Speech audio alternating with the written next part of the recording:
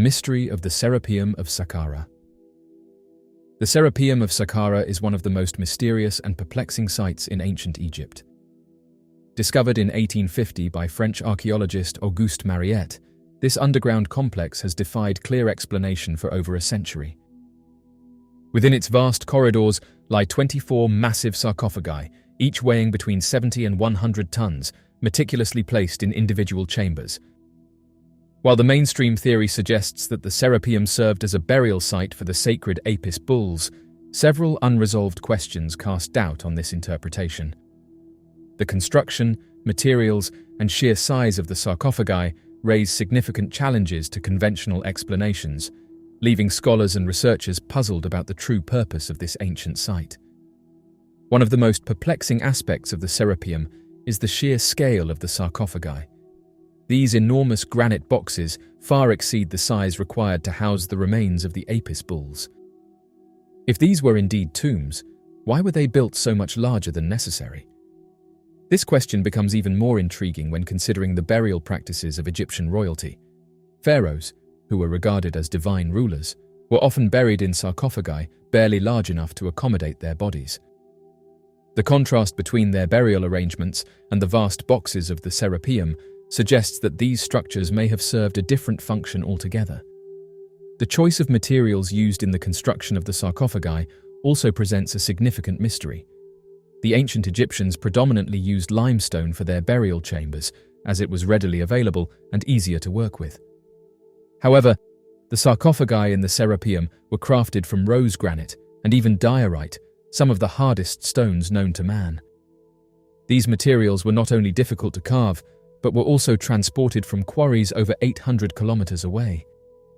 The logistical challenges of moving such massive stones across such distances in an era without modern machinery have left historians questioning how and why such an effort was undertaken. Adding to the mystery is the fact that several of the sarcophagi were found empty upon their discovery. Some lids were blown open using gunpowder in the 19th century, yet no remains were found inside.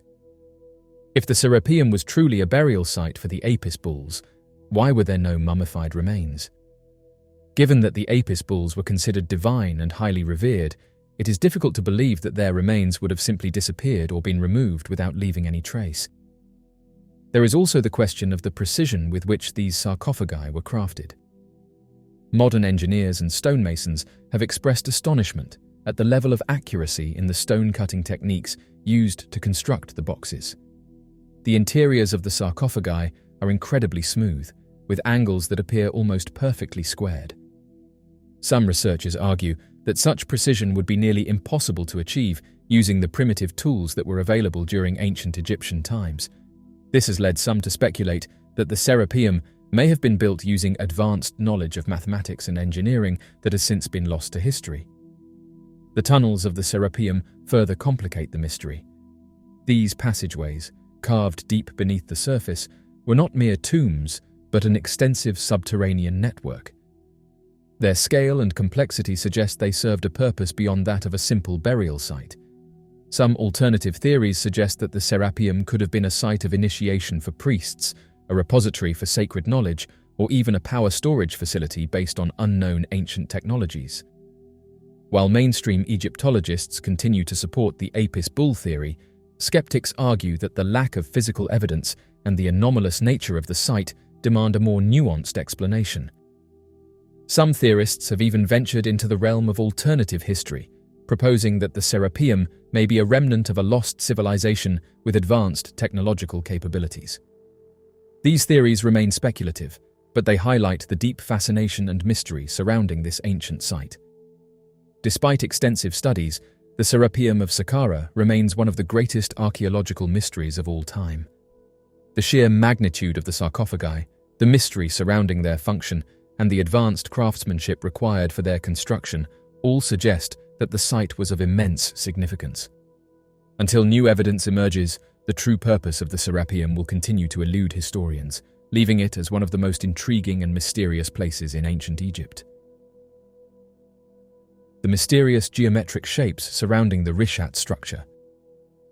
The Richat structure, also known as the Eye of the Sahara, is a remarkable and mysterious geological formation located in the Sahara Desert of Mauritania. Spanning approximately 45 kilometers or 28 miles in diameter, this circular structure has captivated scientists and enthusiasts alike. Recently, the advent of satellite technology and tools like Google Earth have allowed for a more detailed examination of this area, leading to the discovery of strange geometric shapes surrounding the Richat structure. The Richat structure was initially thought to be an impact crater due to its circular shape. However, subsequent studies have revealed that it is actually a highly eroded geologic dome. The structure is composed of concentric circles of sedimentary rock, uplifted by geological processes.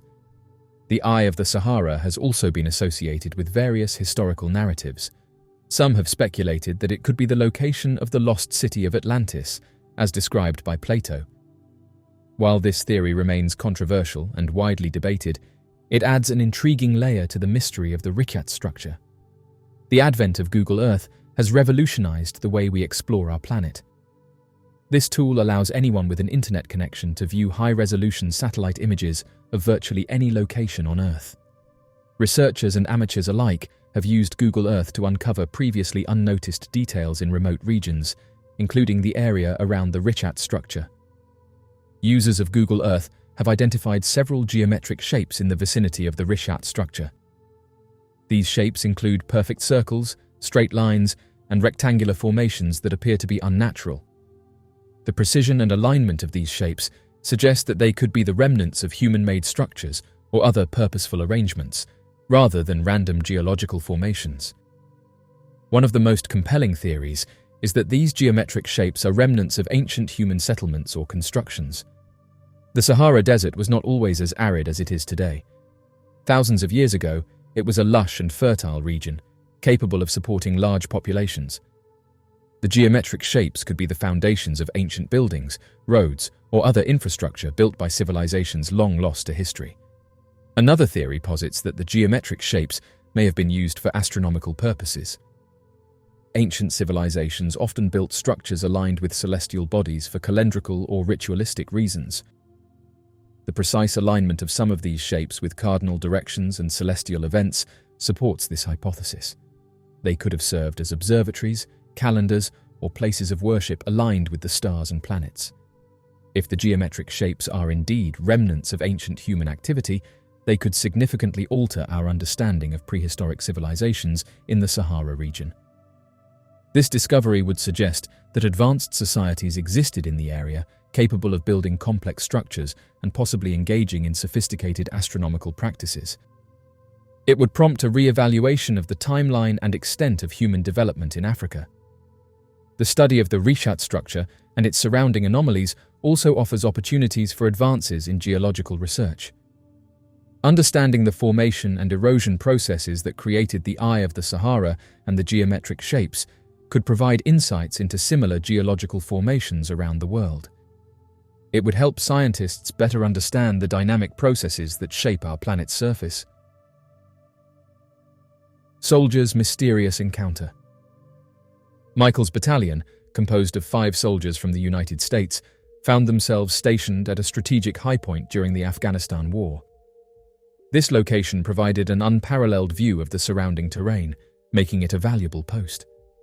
However, it also became the stage for a series of chilling events that would leave an indelible mark on those who experienced them. The American soldiers were replacing an English unit that had completed their rotation, yet something about the departing soldiers unsettled them. Their faces bore an expression of exhaustion and fear, and their eagerness to leave seemed almost desperate. The soldiers settled into their new post, a rocky ledge with a small hut that would serve as their shelter. Alongside them was Barry, their well-trained military dog. The first night, Charlie took the first watch, accompanied by Barry.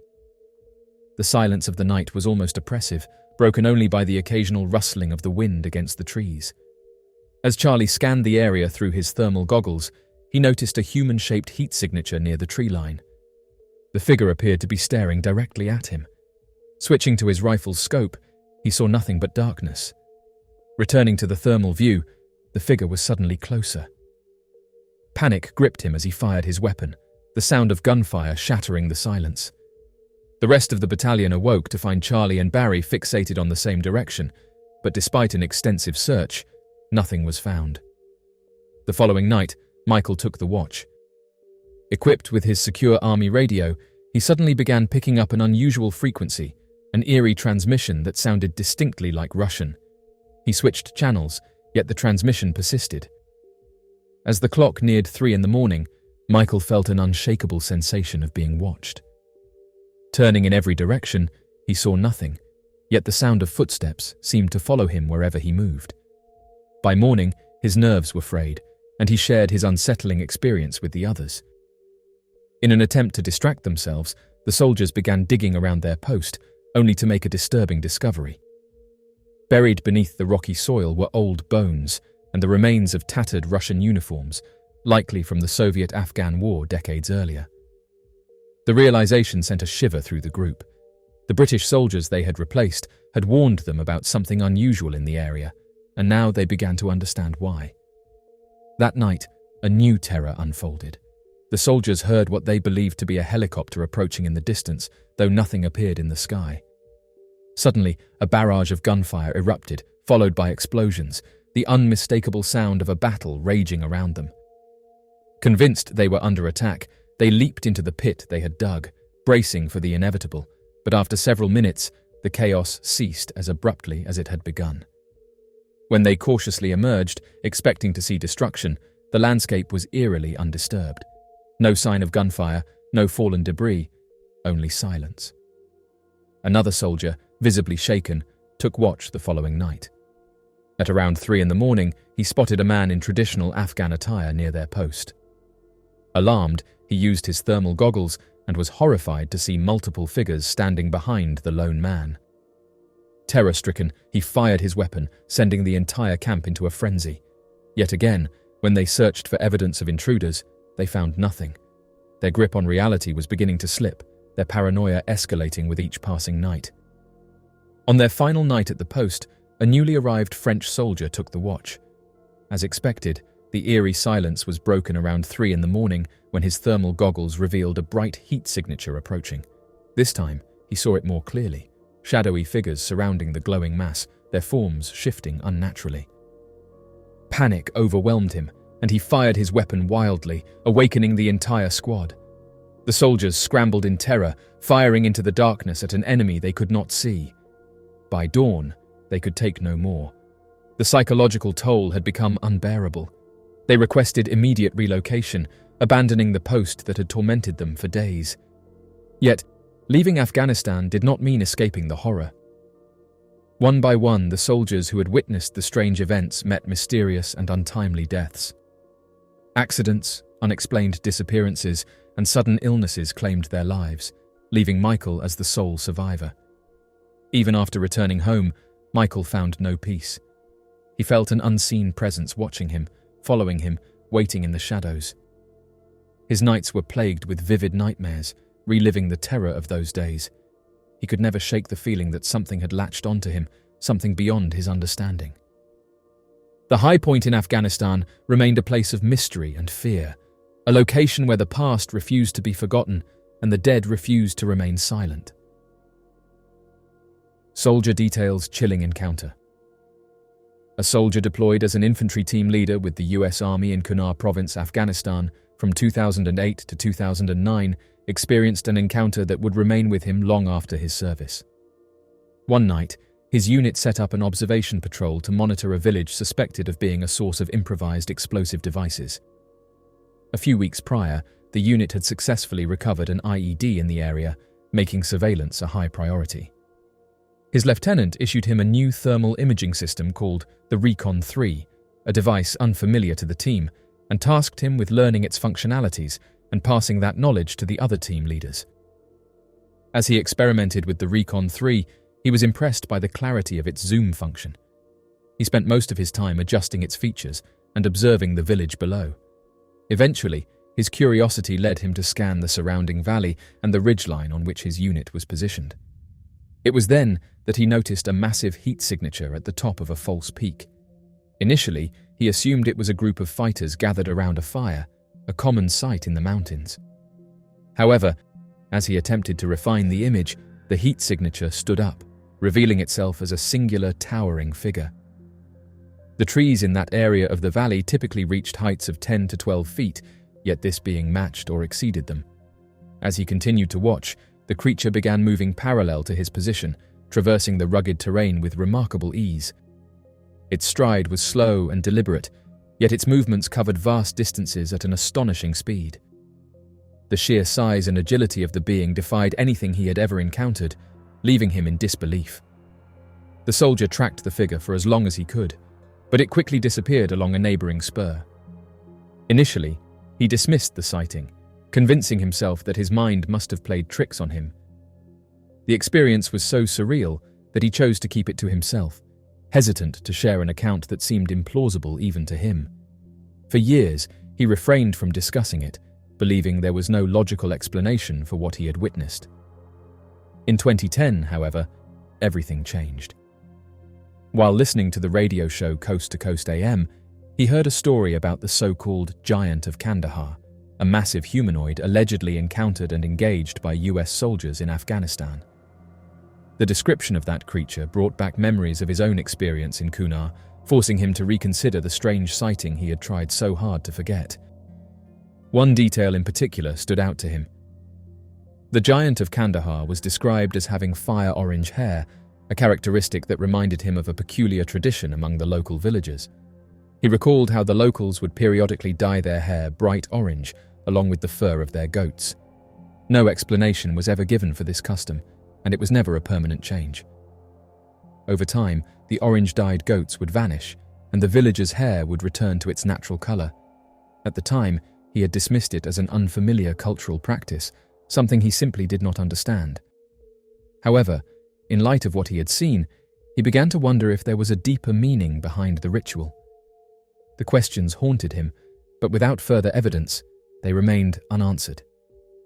The encounter in Kunar remains one of the many unexplained mysteries reported by military personnel stationed in remote regions. The soldiers' reluctance to speak about the experience is understandable. Such claims are often met with skepticism.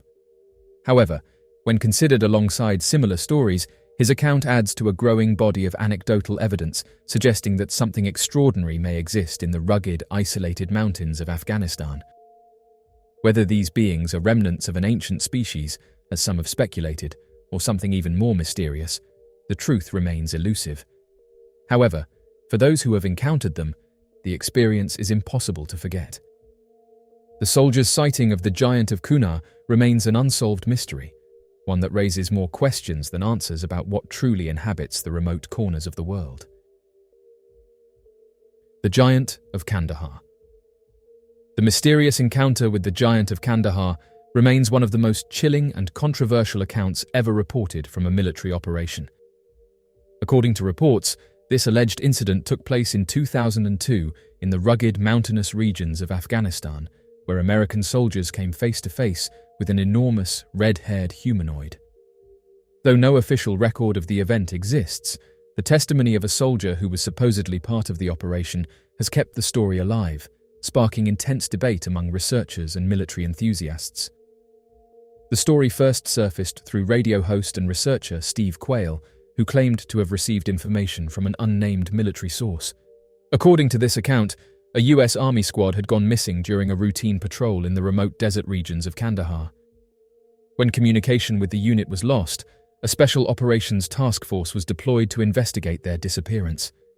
After a difficult trek through the rugged terrain, the soldiers arrived at the mouth of a large cave. Scattered around the entrance were remnants of military gear and broken equipment, raising immediate concerns that something had gone terribly wrong. As the soldiers prepared to enter the cave, they were suddenly confronted by a terrifying figure that emerged from the darkness. Described as between 12 to 15 feet tall, with flaming red hair, 6 fingers on each hand, and a set of double rows of teeth, the giant appeared to be a monstrous humanoid unlike anything they had ever encountered. Before the soldiers could react, the creature launched an attack, wielding a massive spear. In a swift and brutal motion, it reportedly impaled one of the soldiers, identified only as Dan. Chaos erupted as the squad opened fire, unleashing a relentless barrage of gunfire on the giant. According to the soldiers' testimony, the creature withstood their combined firepower for approximately 30 seconds before finally collapsing. The team, armed with M4 carbines, semi-automatic rifles, and .50 caliber sniper rifles, was shocked at the resilience of their opponent. Even with weapons powerful enough to penetrate armored vehicles, it took a prolonged and intense assault to bring the creature down. Once the giant was neutralized, the soldiers examined its body and noted its horrific odor, which was said to resemble rotting flesh. Realizing the magnitude of their discovery, the military unit radioed for assistance. Shortly after, a helicopter arrived and airlifted the giant's body using a heavy-duty net. The creature was then transported to an undisclosed military base before being loaded onto an aircraft, never to be seen again. No official statements were made regarding the operation, and the soldiers involved were allegedly sworn to secrecy. Each member of the task force was reportedly forced to sign non-disclosure agreements, preventing them from speaking publicly about what they had encountered in the mountains of Afghanistan. Despite the lack of official confirmation, the story of the giant of Kandahar has captivated the imaginations of many. Some military researchers suggest that this could be evidence of a surviving species of ancient humanoids, possibly linked to the Nephilim mentioned in biblical texts. Others argue that the entire story is a fabrication, a legend born from the stresses of combat and the isolated, mysterious terrain of Afghanistan. Skeptics point to the lack of physical evidence, official reports, or corroborating testimonies from additional sources. Still, those who believe in the authenticity of the event argue that the military would have every reason to suppress such a discovery. The implications of an encounter with a giant humanoid would be staggering, challenging everything we know about human history, evolution, and the possibility of ancient beings that once roamed the earth. If such entities exist, questions arise about how they have remained hidden for so long and whether more encounters like this have been covered up. The mystery of the giant of Kandahar continues to intrigue and divide those who hear the tale. The mysterious Lake Van monster. The Lake Van monster is a creature said to inhabit Lake Van, the largest lake in Turkey, located in the eastern part of the country near Mount Ararat. Descriptions of the creature suggest a resemblance to ancient marine reptiles, particularly a plesiosaur, a comparison frequently drawn with the more famous Loch Ness monster. Although the most well-documented sightings of the Lake Van monster occurred between 1995 and 1997, accounts of an unusual creature in the lake date back to at least 1889. Over 1,000 eyewitnesses have reported seeing the monster, adding to the mystery that continues to surround it. The first documented sighting of the Lake Van monster appeared in an Ottoman-era newspaper in 1889. According to the report, 3 men were traveling along the lake from Tatvan to Alat when they set up camp near the water. As one of the men washed his hands in the lake, a massive creature suddenly emerged and grabbed him by the leg. His companions attempted to pull him free, but the creature was too strong. Desperate to save their friend, they used burning wood from their campfire to strike the beast. The creature let out an agonizing scream before retreating into the depths of the lake, taking the unfortunate man with it. His body was never found, leaving behind only the horrifying testimony of the 2 survivors. Another sighting followed in 1890, when a newspaper once again reported an encounter with the Lake Van monster. This time, witnesses described it as a cream-colored, winged, dragon-like creature. Such reports suggest that stories of a large, mysterious being living in the lake were already well known by the late 19th century. Some researchers believe that artistic depictions on Akdamar Island, located in Lake Van, may offer even earlier references to the monster. The island is home to the Armenian Akdamar Church, built in 1950 AD. On its outer walls, intricate stone carvings depict biblical and mythological scenes, including one image that appears to show a large sea creature beneath a ship. Many speculate that this carving represents the Lake Van monster, suggesting that belief in its existence may stretch back over 1,000 years. Interest in the Lake Van monster surged in the 1990s when multiple witnesses reported seeing the creature, and its story gained international attention. One of the most well-known pieces of evidence came in 1997, when a 26-year-old Van University teaching assistant named Unal Kozak captured a short video that allegedly shows the Lake Van monster. The film, which appears to show a large moving object in the lake, became a source of great controversy. Some claim to see a beak, while others suggest the footage simply shows a swimming elephant, even though elephants are not found in the region. Skeptics dismiss the video entirely, arguing that it depicts garbage bags being dragged through the water. Despite the debate, the footage aired on news outlets later that year, fueling further curiosity and speculation about the creature's existence. The mystery deepened when biologists and experts weighed in on the possibility of such a creature living in Lake Van. Skeptics argue that the Lake Van monster could be the result of misidentifications, hoaxes, or natural phenomena. The lake's unique water conditions, combined with lighting and weather effects, might create illusions that make ordinary objects appear mysterious or monstrous. To this day, the Lake Van monster remains an enduring mystery. Despite modern technology and extensive studies of the lake, no definitive proof of the creature's existence has been found. Nevertheless, stories of the monster continue to fascinate those intrigued by unexplained phenomena. Whether the creature is a long-lost species, a misidentified natural occurrence, or simply a product of legend, the Lake Van monster remains an integral part of local folklore and history. The mystery of the Kutahya Fortress. The legend of the Kutahya Fortress is a tale of ancient giants who once ruled the land before humans inhabited the region. According to this old story, these giants were not only massive in size, but also possessed the ability to live indefinitely unless taken out by accident or in battle. Their leader, an ancient giant rumored to be around 1,000 years old, ruled over his people with wisdom and strength. However, it was his determination to protect his kingdom that ultimately led to both his greatest achievement and his deepest sorrow. To fortify his land, the leader devised a plan that would require the cooperation of all the giants. He ordered them to form a single-file line stretching from the distant Nemrut Mountains to what is now known as Hisar Hill.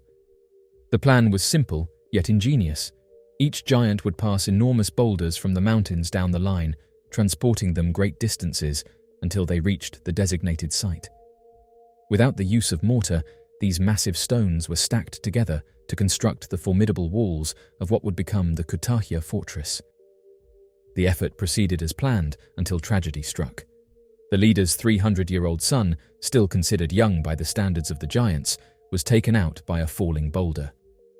Witnessing his son's death shattered the leader's spirit, as he had never before encountered the finality of mortality.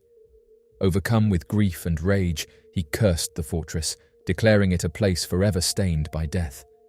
He proclaimed that if a giant were to return to the land of Kutahya, they would no longer be immortal, but instead subject to the same fate as his fallen son. Even today, the Nemrut Mountains are often referred to as the Mountains of the Gods, and the legend of the giants continues to endure. Some believe that the blood of these ancient beings still lingers in the land, cursing it with sorrow and loss. The fortress itself stands as a silent testament to a forgotten age, where giants once roamed and built structures that defied human capabilities. Whether regarded as myth or history, the story of the Kutahya Fortress remains an intriguing and mysterious part of the region's folklore. The mysterious aerial school encounter. On the morning of September 16, 1994, the children and teachers at Aerial School in Zimbabwe started their day as usual. Nevertheless, an occurrence during the morning break would finally seize the interest of the whole population. A total of 62 students would report to their teachers that spaceships had landed near the school. In addition, a group of individuals of short stature exited from the spacecraft, clearly visible to the witnesses, who, interestingly, all provided identical descriptions of the event.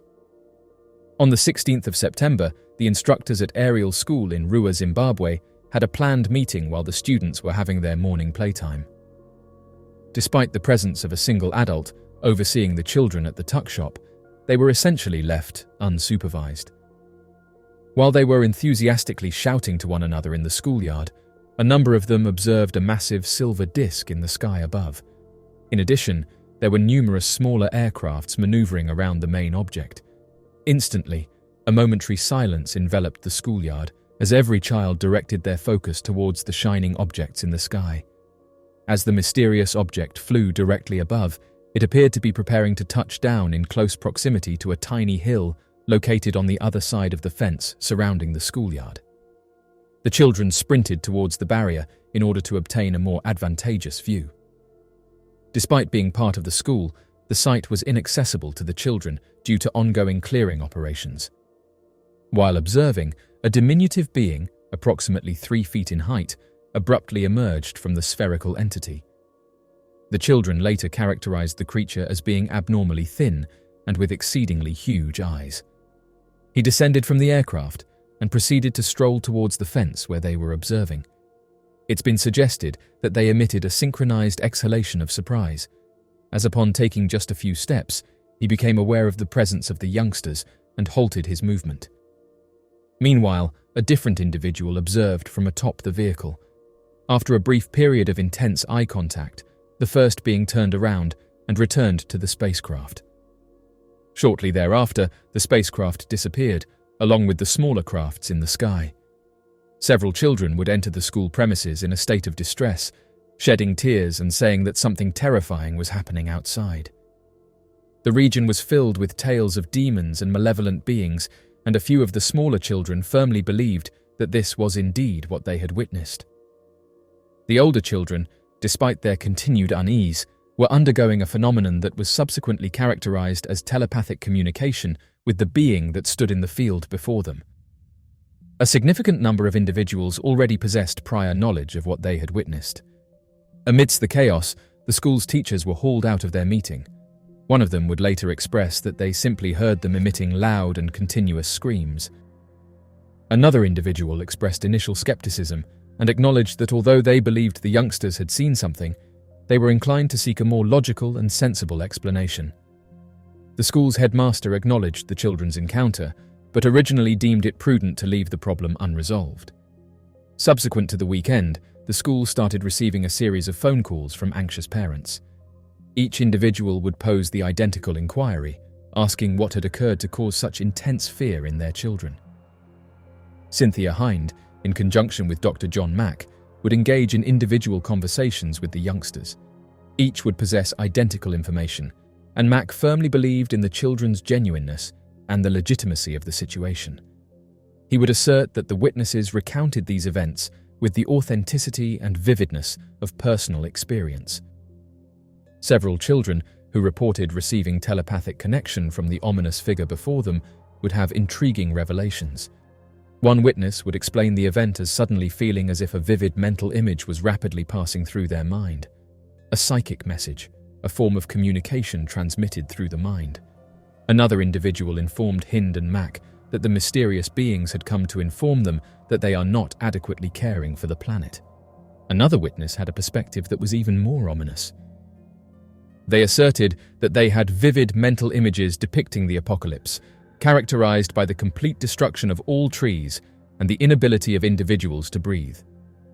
These specific pieces of information are consistently found in a large number of UFO sightings and have persisted for several decades. It is crucial to bear in mind that most, if not all, of these children would have had minimal to no exposure to UFO experiences in significant depth.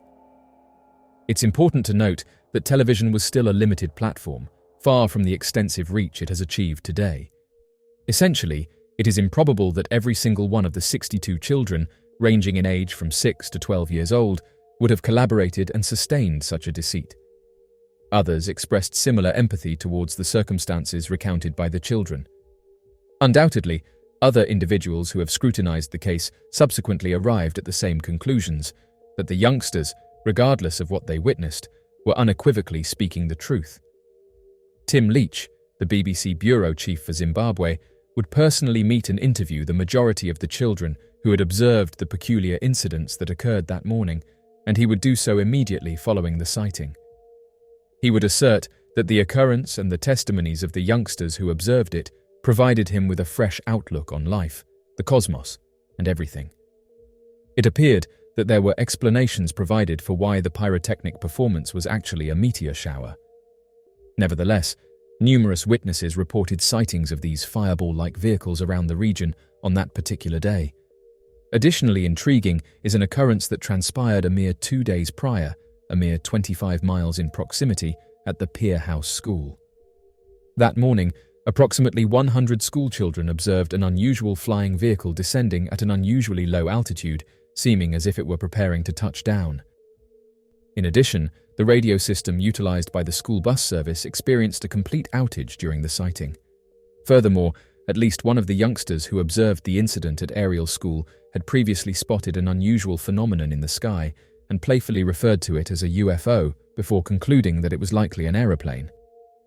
Nevertheless, she internally acknowledged the peculiarity of the thing, likening it to a cigarette. It was only after the events at the school unfolded that she started to really consider the possibility that the object she had witnessed that morning was the same one that had recently landed near the school. Additionally, it is worth noting that the accounts of the creature that had moved away from the spacecraft include specific characteristics of a dark and shadowy figure. In the realm of the unexplained, two phenomena have captured the public's imagination and sparked intense debate: unidentified flying objects and shadow people. While both have been reported independently, a growing number of accounts suggest a curious connection between them.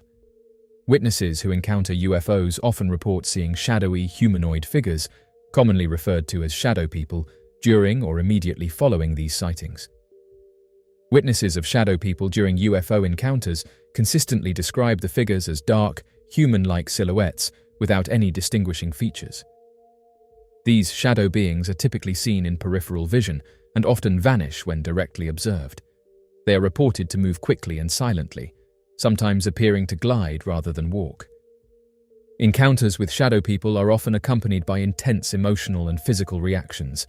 Witnesses report feelings of dread, fear, and unease, as well as physical sensations such as chills, a feeling of heaviness, and an unexplained drop in temperature. These reactions suggest that the presence of shadow people exerts a significant psychological and physiological impact on witnesses. Emily Trim, a witness, would later describe the sound as a high-pitched frequency followed by a flash before the craft became visible. She would also clarify that she was uncertain about the duration of the episode. The descriptions of the colors that rapidly arose, including blues, reds, and greens, are commonly reported in numerous other UFO sightings, along with the observation that they seemed to encircle the perimeter of the spacecraft at a high velocity. Particularly intriguing are the assertions made by one of the witnesses who reported that a group of individuals gathered to inspect the area where the unidentified flying object touched down. Despite the prohibition, she reported that people who entered the site discovered charred grass where the mysterious object had been. Both the teachers and many of the children's parents first had difficulty fully trusting the reports the children shared that morning. During a documentary, some 18 months after the occurrence, when questioned about their feelings towards others who doubted their account, the children expressed sadness and frustration, with one youngster even suggesting that such skepticism would cast doubt on the truthfulness of their claims. Truly, had this event been observed by only one youngster, or even 2 or 3, such rejections might have resulted in the incidents being disregarded before it could spread to the neighboring town, let alone the rest of the world. The presence of numerous witnesses to the incident provided a source of mutual support and validation regarding their observations. In addition to the previous statement of a sighting at a school 25 miles away, Cynthia Hind also gathered other reports of UFO activity and sightings of peculiar creatures in the aerial area prior to the incident. During the period preceding the Aerial School event, a mother and her small son asserted that they observed an unidentified flying object during daytime hours. Arguably the most disconcerting of these observations, however, originated from a truck driver who asserted to have witnessed peculiar entities by the side of the road one evening during his journey. The enduring impression of the Aerial School UFO incident is that, although the true nature of the peculiar craft and its much more peculiar occupants remains uncertain, it is quite likely that the students did indeed witness an unidentified phenomenon on that September morning in 1994. Every kid, who will now be in their 30s, asserts that what they witnessed that morning was undeniably genuine.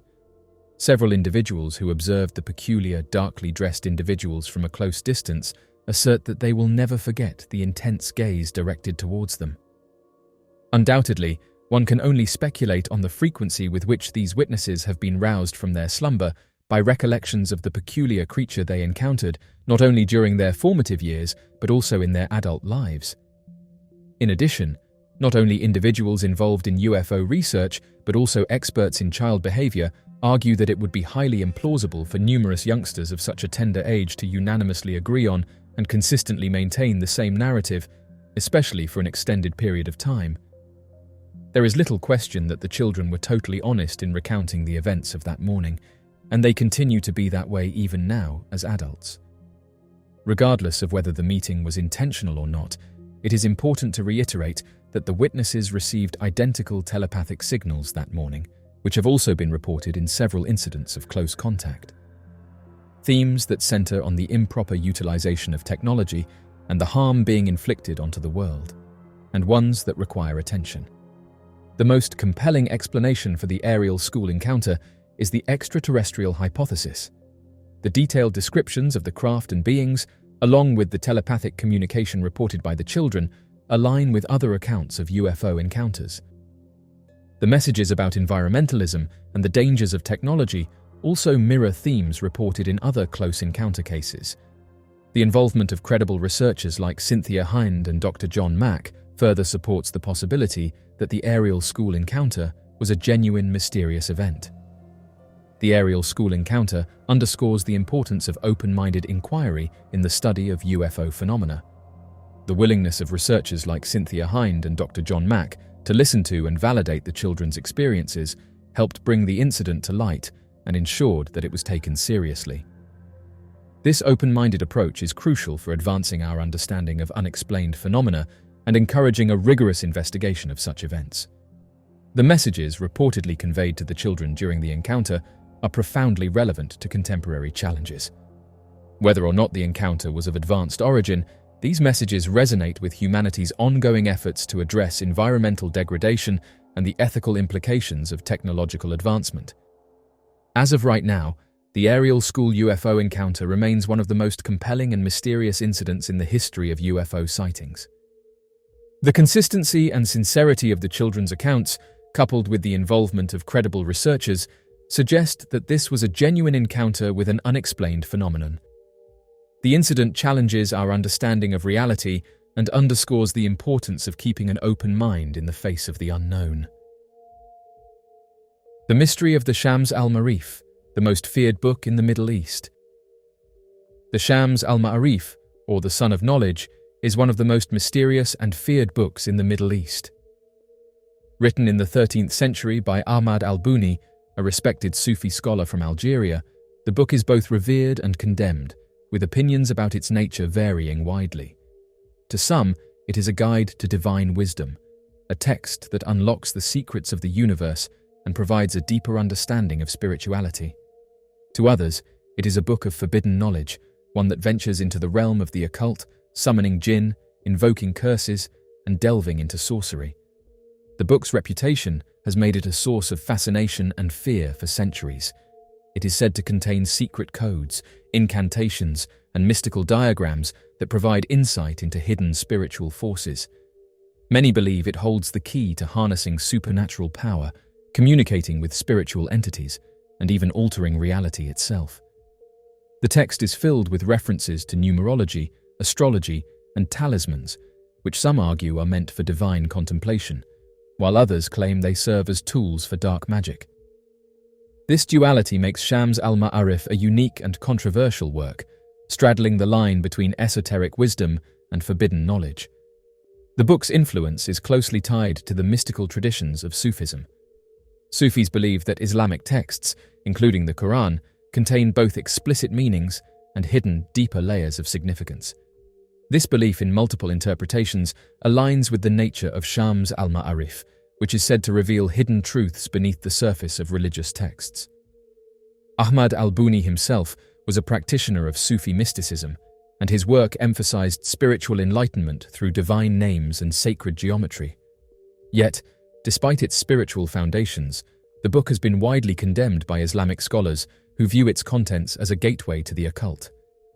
One of the main sources of fear surrounding the book is its association with jinn. According to Islamic belief, jinn are supernatural beings created from smokeless fire. While they are normally invisible to humans, they can make themselves known and even take on different forms. Some jinn are benevolent, while others are malevolent and capable of causing harm. Many believe that the book contains spells and rituals that summon jinn, leading to the possibility of possession, curses, and supernatural disturbances. There are numerous accounts of people who attempted to read or use the book only to suffer misfortune, unexplained illnesses, or terrifying experiences. The fear of the book is so deeply ingrained in some cultures that many refuse to even keep a copy in their homes. It is said that merely opening the book without the proper knowledge can unleash forces beyond human control. Stories circulate about those who attempted to decipher its secrets, only to meet tragic ends. Some claim that the book itself is cursed, warning that its knowledge is not meant for ordinary individuals, but for those who have undergone intense spiritual preparation. Despite its dark reputation, there are those who continue to seek out the book in the hopes of unlocking its hidden wisdom. Some modern-day occultists and mystics believe that it contains lost knowledge that could change one's understanding of reality. Many who study the book insist that it should only be approached with the utmost respect and care, as misuse of its teachings could lead to unforeseen consequences. The legend of the book continues to grow, fueled by its historical mystery and the persistent stories of supernatural encounters associated with it. Some believe that the book is an ancient tool for enlightenment, while others see it as a doorway to dangerous and forbidden realms. A soldier's mysterious encounter.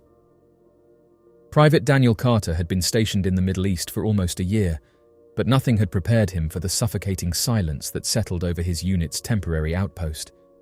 It was the kind of silence that made a man feel like he wasn't alone, even when he knew no one else should be there. The rest of the squad was sleeping in the adjacent room, sprawled out on their sleeping mats, weapons within arm's reach.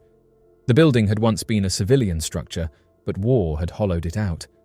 Now its crumbling walls provided just enough shelter from the wind and prying eyes. Carter sat near the doorway, his rifle resting across his lap, his ears tuned to every sound the night had to offer. The soft rustle of fabric as one of his squadmates shifted in their sleep, the distant bark of a stray dog, the occasional crackle from the radio, and then something changed. The temperature in the room seemed to drop, sending a shiver down his spine. The air, once still, felt charged with an unnatural energy. At first, he chalked it up to exhaustion, the kind that settled deep into a soldier's bones after too many sleepless nights. But then he saw it. Out of the corner of his eye, a movement in the hallway beyond the doorway. Slowly, cautiously, Carter turned his head. The dim glow from his flashlight barely reached into the hallway, but he could see something standing just beyond the threshold. It was tall, its form blacker than the surrounding darkness, and there were no discernible features, no face, no clothing, just a void in the shape of a man. His heart pounded in his chest as he raised his rifle, his hands steady despite the fear gripping his gut. He commanded the entity to identify itself. The figure did not respond, and it did not flinch. It simply remained there, watching. Carter felt his breath hitch as the figure moved, not by stepping forward, but by gliding, its movements smooth and unnatural. It was closer now, standing in the doorway. The radio on his vest crackled to life, static hissing through the speaker before cutting out entirely. Carter's grip on his rifle tightened. Summoning every ounce of his training, he forced himself to act. He reached for his flashlight, shining it directly at the figure, expecting it to reveal a person hiding in the shadows, but the beam of light passed straight through the entity, illuminating the empty hallway behind it. Carter's blood ran cold, and then, in an instant, it was gone. The weight in the air lifted, the oppressive energy dissipating as if it had never been there. Carter remained frozen, his breathing ragged, sweat trickling down his brow. He glanced toward the other room, expecting one of his squadmates to wake, to tell him they had felt it too, but the room remained silent, the others undisturbed. Morning came too slowly.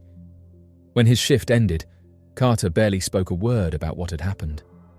That night, when it was someone else's turn to keep watch, Carter said that he laid awake, staring at the ceiling.